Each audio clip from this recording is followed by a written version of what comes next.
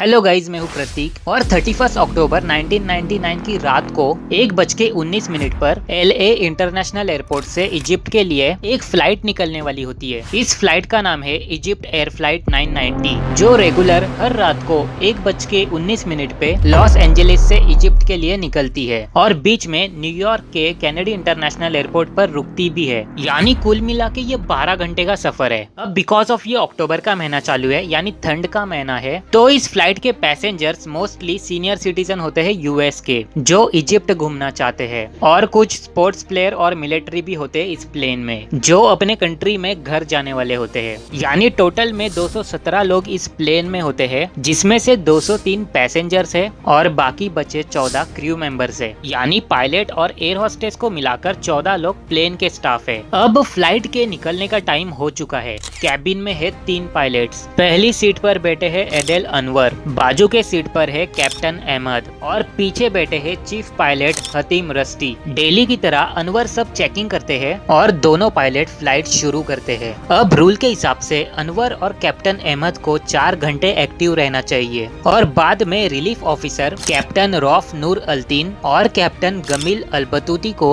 इन्हें रिलीफ देना चाहिए। लेकिन यही से इनकी जिंदगी का काउंटडाउन शुरू हो जाता है, क्योंकि सीनियर ऑफिसर अलबतूती फ्लाइट शुरू होने के 20 मिनट होते ही अपने सीट से उठ जाते हैं और कैबिन में आते हैं। अनवर से कहते हैं कि तुम जाओ, रेस्ट करो, मुझे उड़ाने दो फ्लाइट। अनवर और अहमद सरप्राइज हो जाते हैं कि ये अभी से ही क्यों रिलीफ देने आ गए, जबकि सिर्फ 20 मिनट ही हुए फ्लाइट शुरू हुए। अनवर यहाँ बोलते हैं कि मुझे अपना काम पहले करने दो और कहते हैं अलबतूती को कि आप जाके सो जाओ और नींद पूरी होने के बाद आओ मुझे रिलीफ देने के लिए। अब इन दोनों के बीच बहस हो जाती है, लेकिन अनवर यहाँ बोलते हैं सीनियर अलबतूती को कि आप खाना खा के आओ, फिर बैठना यहाँ पर। अलबतूती मान जाते हैं और अपना खाना खाने जाते हैं और यहाँ अहमद अनवर को समझाकर सिचुएशन को इजी करते हैं। आपको अभी एक सवाल सताएगा कि अलबतूती को इतनी घाई क्यों है पायलट सीट पर बैठने की? क्या इन्हें अपने काम से इतना प्यार है या इनका इरादा कुछ और है? अब थोड़ी देर बाद अलबतूती आ जाते हैं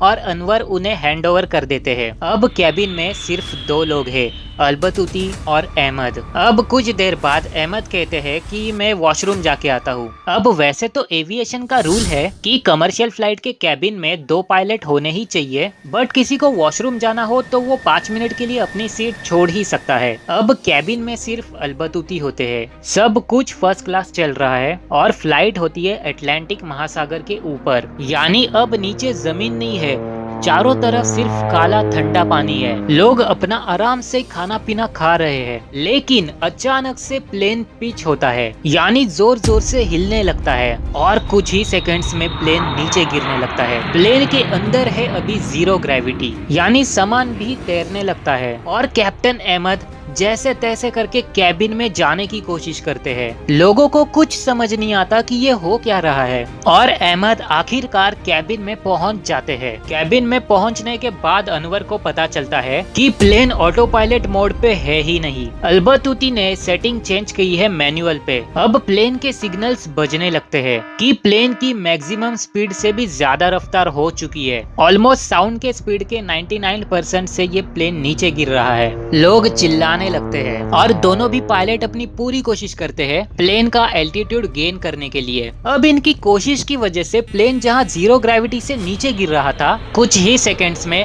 डबल ग्रेविटी से ऊपर उठने लगता है, मानो जैसे कि रोलर कोस्टर हो।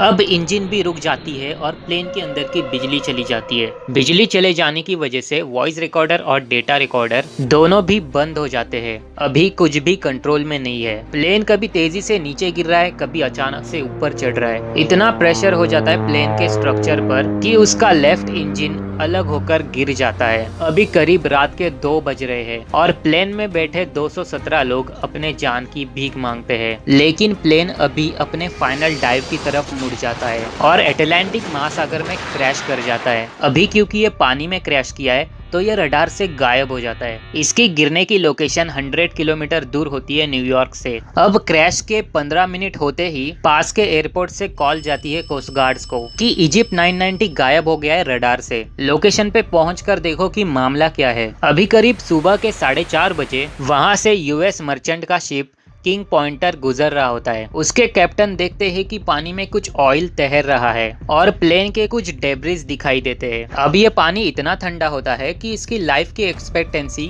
सिर्फ 5 से 6 घंटों की होती है। उस हिसाब से अभी भी कुछ चांसेस होते हैं कि कुछ लोग तो जिंदा होंगे। यहाँ रेस्क्यू टीम आके डेब्रिस निकालती है और ढूंढते हैं कि कोई बचने वाला मिल जाए, लेकिन अफसोस यहाँ कोई नहीं बचता। सुबह सुबह 1 नवंबर को पूरी दुनिया में ये खबर फैल जाती है और इस प्लेन क्रैश के पैसेंजर्स की फैमिली जैसे ही ये खबर देखती है तो 100 अमेरिकन, 88 इजिप्शियंस, 21 कैनेडियंस और कुछ बाकी के लोग इस लोकेशन पर पहुंचते हैं। कुछ फ्लावर्स बहा देते हैं अपने लोगों की मेमोरी में और सवाल ये खड़ा होता है कि आखिर ये सब हुआ कैसे? क्या इसमें टेक्निकल प्रॉब्लम आई या फिर ये एक सोची समझी सुसाइड और मर्डर थी? अब दोनों कंट्रीज की तरफ से इन्वेस्टिगेशन चालू होती है। यूएस की तरफ से एनटीएसबी एजेंसी और इजिप्ट की तरफ से ECAA। अब फ्लाइट में क्या हुआ ये इनको तभी पता चल सकता है अगर इन्हें CVR और FDR के बॉक्सेस मिल जाए, वो भी अच्छी हालात में, क्योंकि पानी के अंदर ये भीग चुके होंगे और ये काफी डिफिकल्ट होता है बॉक्सेस को ढूंढना, क्योंकि पानी यहाँ 70 मीटर्स तक डीप होता है। अब 9 दिन की सर्च के बाद यूएस नेवी की अनमैन्ड सबमरीन को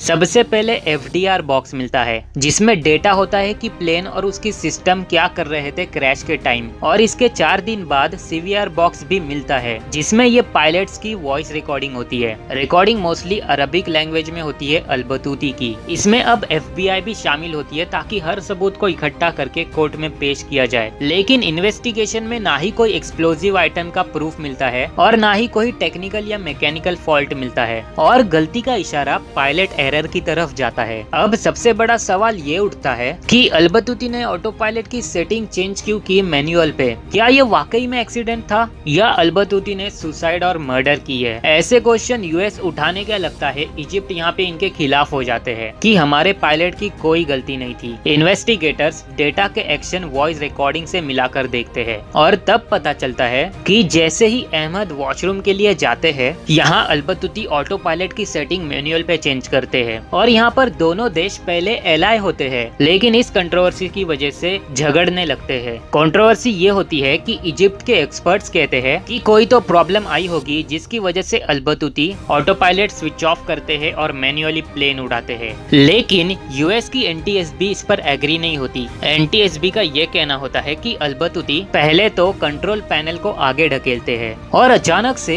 थ्रॉटल्स को पीछे खींचते हैं। थ्रॉटल्स डायरेक्टली इंजन से जुड़ा होता है, यानी थ्रॉटल्स पीछे खींचने से इंजन की पावर कम हो जाती है, जिसकी वजह से प्लेन नीचे गिरने लगता है। लेकिन इजिप्ट एक्सपर्ट्स मानने को रेडी नहीं होते। वो बोलते हैं कि अल-बतूती का इरादा प्लेन क्रैश करने का नहीं होता, बल्कि एलिवेटर में खराबी आई होगी। एलिवेटर्स मतलब एरोप्लेन के टेल में जो विंग्स होते हैं, जो अगर ऊपर करे तो प्लेन आगे से ऊपर हो जाता है और अगर नीचे करे तो प्लेन आगे से नीचे हो जाता है। और जब कैप्टन अहमद कैबिन में पहुंचते हैं तो अल-बतूती से क्वेश्चन करते हैं कि ये हो क्या रहा है, लेकिन रिकॉर्डिंग में अल-बतूती कुछ रिस्पॉन्स नहीं करते और ये सबसे बड़ा पॉइंट बन जाता है इस कंट्रोवर्सी का, क्योंकि दुनिया की कोई भी एविएशन सर्विस हो, हर जगह ये रूल है कि जब कैप्टन आकर फर्स्ट ऑफिसर से क्वेश्चन करे तो रिस्पॉन्स देना अनिवार्य है। अब कैप्टन अहमद कॉलम को पूरा पीछे खींचते हैं जिससे कि एलिवेटर्स ऊपर हो सके और प्लेन एल्टीट्यूड गेन कर सके, लेकिन इससे ज्यादा फर्क नहीं पड़ता। तो अभी अहमद थ्रॉटल्स को पुश करते हैं ताकि प्लेन को पावर मिल सके ऊपर बढ़ने में, लेकिन तभी पता चलता है कि अल-बतूती ने तो फ्यूल ही बंद कर दिया है। इस पर भी इजिप्ट एक्सपर्ट्स कहते हैं कि अल-बतूती इंजन इसलिए बंद करते हैं क्योंकि ये एक पार्ट है इंजन रिस्टार्ट करने के प्रोसीजर का। अब एनटीएसबी ये बात मान लेते हैं कि कोई इमरजेंसी आई होगी इंजन रिस्टार्ट करने की, लेकिन फिर भी सवाल ये उठता है कि पता है नीचे कुछ लैंड करने के लिए नहीं है, अटलांटिक ओशियन का पानी है चारों तरफ, तो रिस्टार्ट करने की रिस्क क्यों लेते हैं अल-बतूती? और इसके आगे इससे भी बड़ी बात हाथ में लगती है जब वॉशिंगटन के NASB इस पर रिसर्च करते हैं और पता चलता है कि जब अहमद पुल करते हैं कॉलम को अपनी तरफ ताकि प्लेन ऊपर जा सके, तभी अल-बतूती अपने पास के कॉलम को पुश करते हैं ताकि प्लेन नीचे जा सके। अब इसकी वजह से होता यह है कि नॉर्मली तो प्लेन के एलिवेटर्स ऊपर होंगे तो प्लेन ऊपर जाएगा और नीचे होंगे तो प्लेन नीचे जाएगा। जाएगा। लेकिन इस केस में लेफ्ट एलिवेटर ऊपर होता है और राइट एलिवेटर नीचे। अब इस पर भी इजिप्ट के एक्सपर्ट्स का ये कहना होता है कि ज्यादा प्रेशर के कारण एलिवेटर्स जैम हो चुके हैं और एलिवेटर्स की असेंबली खराब हो चुकी है। यानी एक तरफ हर छोटी प्रॉब्लम को एनटीएसबी बता रहा है अल-बतूती की गलतियां, वही दूसरी तरफ इजिप्ट के एक्सपर्ट्स अल-बतूती की गलती मान ही नहीं रहे। अब विलियम लैंग्वेशिया जो कि कमर्शियल पायलट होते हैं, वो इस इजिप्ट 990 प्लेन का एक फ्लाइट सिमुलेटर भी टेस्ट करते हैं इस सिचुएशन को बनाकर। वो ये भी टेस्ट करते हैं कि अगर 15 सेकेंड्स तक कुछ भी ना करे ऐसी सिचुएशन में और फिर ऐसे डाइव से रिकवर करने की कोशिश करे, फिर भी एक स्टूडेंट भी ऐसी डाइव को रिकवर कर सकता है। अब इजिप्ट तो पायलट एरर मानने को ही तैयार नहीं है और एफबीआई भी सारी इन्वेस्टिगेशन कर चुके हैं। तो अब एफबीआई पायलट की पर्सनल लाइफ को इन्वेस्टिगेशन करना शुरू करते हैं। और एक चीज अभी भी बाकी होती है कि क्रैश होने से पहले अल-बतूती की जो वॉइस रिकॉर्डिंग होती है उसमें वो अरबिक लैंग्वेज में कुछ बोलते हैं, लेकिन उसका मतलब क्या होता है ये समझने के लिए इजिप्शियन प्रोफेसर अमीन बोनार्ड बताते हैं अल-बतूती अरबिक में बोलते हैं कि मैं जो भी काम कर रहा हूँ उस पर मुझे भरोसा है। और ये अक्सर इजिप्ट में कोई भी ट्रिप पे जाने से पहले यूजुअली बोलते हैं या कोई भी अच्छा काम करने जाने से पहले बोलते हैं। यानी ये एक पॉजिटिव सेंटेंस है अरबिक में। लेकिन अब यूएस की एफबीआई कहती है कि ये एक बार बोले तो नॉर्मल है, लेकिन अल-बतूती 11 बार इसी लाइन को रिपीट करते हैं। और अल-बतूती का बेटा भी इस पर अपनी बातें रखता है कि जो भी हो, मेरे फादर शराफत और इज्जत के साथ गुजर गए और यूएस ये हमसे छीन रहा है। और रौफ नूर अल्दीन की बेटी भी यही बोलती है कि काफी मैकेनिकल फेलियर्स भी हो सकते हैं। क्यों हमेशा इसे डेलिबरेट एक्ट बोला जाता है? क्योंकि हम इजिप्शियन हैं। अब यहाँ इजिप्शियन प्रेसिडेंट उस टाइम के होते हैं होस्नी मुबारक, जो कमांडर रह चुके हैं इजिप्शियन एयरफोर्स के। वो भी इसे मैकेनिकल फेलियर बोलते हैं और सुसाइड नहीं मानते। अब सबसे बड़ा क्वेश्चन ये होता है कि अल-बतूती का मोटिव क्या था सबके पीछे? और ये जानने के लिए एफबीआई के पास सिर्फ एक ऑप्शन होता है कि अल-बतूती का कैरेक्टर कैसा था और उसकी हिस्ट्री क्या थी। पता चलता है कि हादसा होने से 2 साल पहले यानी 1997 में वो एक होटल में 2 वुमन स्टाफ पर सेक्सुअल हैरेसमेंट की कोशिश करते हैं। और ये स्टेटमेंट आते ही ऐसा एक और सेम स्टेटमेंट सामने आता है। एक होटल की मेड बताती है ऐसे ही हैरेसमेंट उसके साथ भी हुआ है 29 अक्टूबर 1999 को, यानी ये हादसा होने से सिर्फ एक दिन पहले। अब ये सब फिर भी उनकी पर्सनल लाइफ के किस्से थे, लेकिन बोलते हैं ना कि सच सामने आखिर में आ ही जाता है, वैसे ही कुछ यहाँ पर भी होता है। एक्चुअली एक इजिप्शियन पायलट कैप्टन एफबीआई को बताते हैं कि मेरे पास इस क्रैश की एक बड़ी इंफॉर्मेशन है। कैप्टन ताहा बोलते हैं कि इजिप्ट एयर के ऑपरेशन चीफ सारे इजिप्ट पायलट्स को बुलाते हैं एक स्पेशल मीटिंग में, जो कि इजिप्ट की कैपिटल कायरो में होती है। और वो कुछ फैक्ट्स बताते हैं, ना कि पूरी वॉइस रिकॉर्डिंग सुनाते हैं अल-बतूती की। मीटिंग में कोई कमेंट्री नहीं सुनाई जाती, ना ही कोई डिटेल एक्सप्लेनेशन दिया जाता है। लेकिन सब पायलट्स को ये एहसास होता है कि ये एक एक्सीडेंट तो नहीं था, लेकिन सब पायलट से बोला जाता है कि किसी से बात मत करो इस बारे में, आपस में भी बात मत करो। लेकिन सब ये रियलाइज करते हैं कि अल-बतूती ने ये जानबूझकर किया है। अब अमेरिकन फैमिलीज इस कंक्लूजन से ये मानते हैं कि ये 216 मर्डर्स और एक सुसाइड है, जबकि इजिप्शियंस ये रिलीजियस बिलीफ रखते हैं कि इजिप्शियंस कोई सुसाइड नहीं करते। और ऑफिशियल कंक्लूजन यूएस की तरफ से ये निकलता है कि ये पायलट एरर की वजह से एक्सीडेंट हुआ है,